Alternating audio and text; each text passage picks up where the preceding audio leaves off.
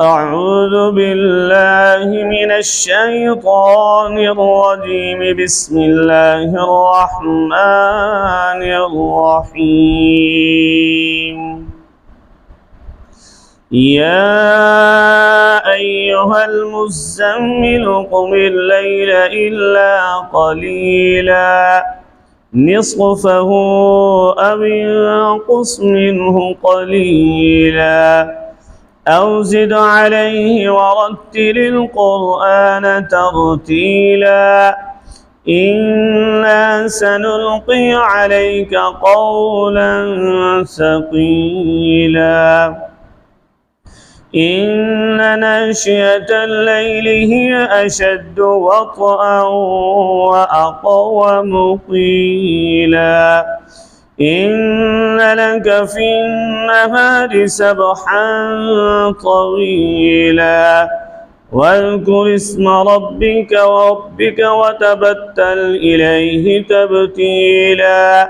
واذكر اسم ربك وتبتل إليه تبتيلا رب المشرق والمغرب لا إله إلا هو فاتخذه وكيلا واصبر على ما يقولون واهجرهم هجرا جميلا وذرني والمكذبين أولي النعمة ومهلهم قليلا إن لدينا أنكالا وجحيما وطعاما ذا غصة وعذابا أليما يوم ترجف الأرض والجبال وكانت الجبال كثيبا مهيلا إنا أرسلنا إليكم رسولا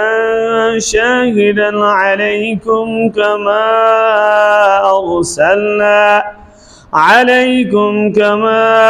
أرسلنا إلى فرعون رسولا فعصى فرعون الرسول فأخذناه أخذا وبيلا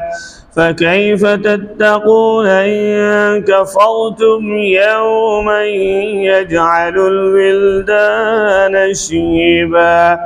السماء منفطر به كان وعده مفعولا إن هذه تذكرة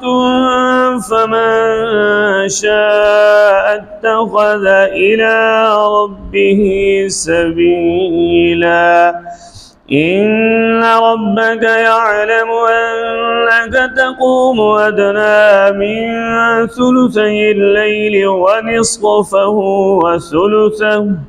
ونصفه وثلثه وطائفة من الذين معك والله يقدر الليل والنهار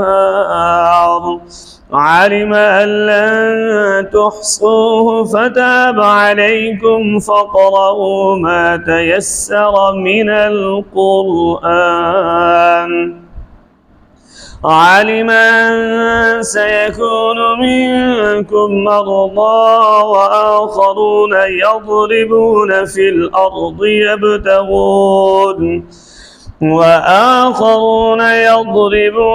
الأرض يبتغون من فضل الله وآخرون يقاتلون في سبيل الله فاقرؤوا ما تيسر منه وأقيموا الصلاة وآتوا الزكاة وأقرضوا الله قرضا حسنا وما تقدموا لأنفسكم من خير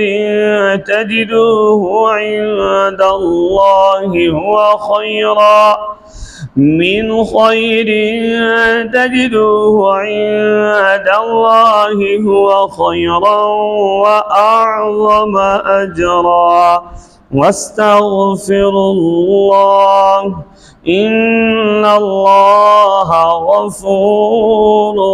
رحيم.